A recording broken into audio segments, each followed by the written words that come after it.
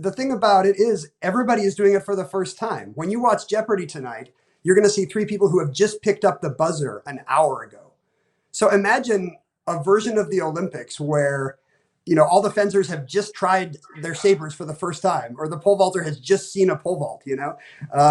And as a result of that kind of deer in the headlights quality of the show that the viewer may not be aware of, people tend to just fall back on old, comfortable, hidebound strategies, just the way the game has been played. There's a lot of kind of tradition and institutional memory where people are just kind of playing on reflex and response and intuition instead of trying to figure out the game. And that went on for decades.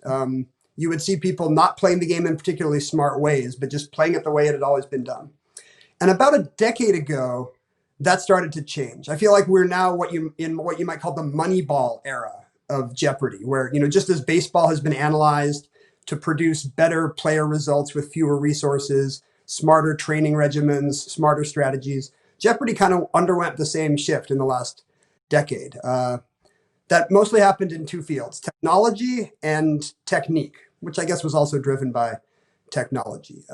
Fans of the show started to amass a huge database of questions and answers from old Jeopardy games. So you can now go online and see hundreds of thousands of past Jeopardy clues from thousands of Jeopardy games. And the result is you can analyze the game.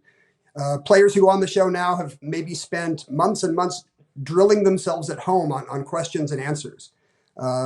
Some of them have built simulators at home so they can play along. They can simulate playing the game in kind of virtual form.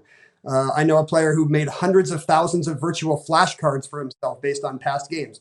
So he could drill himself around opera or the Academy Awards or hockey arenas or whatever he thought his weaknesses were.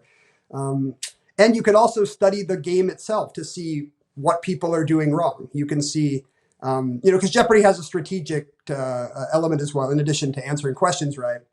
There are points in the game where you can wager any or all of your winnings on a clue, sight unseen, daily doubles and final Jeopardies. And statistical analysis has showed that the game really hinges on these and that people have been doing it wrong. For many years, people just advanced through the categories in order, top to bottom, just because it seemed neat to do so on TV. In fact, that's bull. You should be looking for the daily doubles. At all costs, you should be trying to find the daily doubles. They are not hidden randomly on the board. There are patterns, there are hotspots, there are places they're more likely to be, and players should be searching for that. When you find a daily double, you should be betting incredibly aggressively because historically, daily double conversion is around 80%. For very strong players, about 90%. And too many players bet small, and then they go into the end of the game, Final Jeopardy, where in fact conversion is closer to 50%. And so they're betting everything on a much harder clue. And what happened in the last 10 years is people started to figure out the game had been played wrong. And so you started to see kind of smart, aggressive players. Last year in 2019, a professional gambler named James Holzhauer just took Jeopardy to the cleaners. He won for weeks at a time. He was winning over $100,000 a game average, which was like nearly twice my best game. And he was doing that every night of the week. And it was clear that the rules had fundamentally changed. And when I got asked to come back to play the two best players ever, including James, I realized that my old comfortable strategies of kind of doing what I did at home, which was, it felt good and it was the way I racked off a long streak. I realized those weren't going to keep up anymore. It's interesting. There's so many analogies here to businesses needing to change and wanting to change or not wanting to change the strategy to what you're talking about. One thing that is really, really interesting to me, Ken, is how on earth, and I'm sure people are thinking this at home, how on earth do you prep for a show or a season? What do you do? What's the process you go through? Yeah, the preparation is so important. And I imagine that's true in business as well. There are small things you can do. You can take an hour and you can study the math of Final Jeopardy wagering, and you can realize, oh, people are doing this wrong. But the most important thing I do, you can't really cram for the show because you don't know what the categories are going to be. It's not like a ninth grade biology quiz. You would have to study all of human knowledge and learning for thousands of years, and it's impossible. The main thing to do is just to watch the show, to get comfortable with the atmosphere of it. just to, in my particular case, I go off the host's voice to figure out my timing on the buzzer. So just listen to Alex reading for hours, understand his rhythms, how he's going to, when the clue is going to end, when the buzzer is going to be live, what kinds of things they ask, what kind of things they don't, how the tricks work in the questions, how the syntax works. You just want to be so comfortable that in the moment, you could almost do it on muscle memory.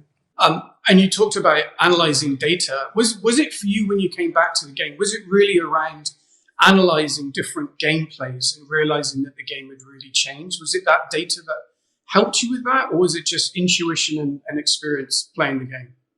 I had done the same homework as everyone. I had watched game tape of my competitors, so I knew what strategies they were likely to use. I imagine there's business comparisons there. And I think most importantly was just agility. In the middle of a game, if one of the contestants is doing something different, is trying a new strategy, you're going to have to try to match it. You're going to have to try to defend against it. And I think the hardest part for me, honestly, was fear. It was getting out of my comfort zone. I was used to playing Jeopardy a way that had worked for me 74 nights in a row and got me on Letterman. I felt like I had hacked Jeopardy.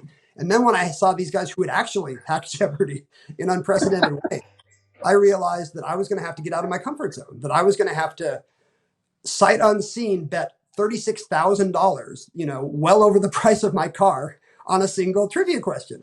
And then it was going to come back to double Jeopardy, and I was going to have to do it right again with $68,000 or whatever it was. And that's difficult to do in the moment. But, just knowing, hey, I've done the prep, I've assessed the risks. Win or lose, I know this is the right way to play.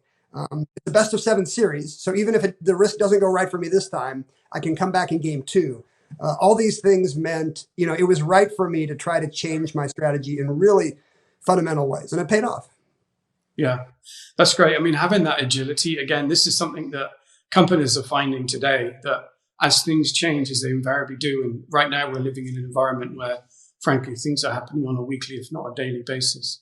Being able to change your strategy by analyzing a whole bunch of data that's been before you is critical to really making it in business today. So that's great.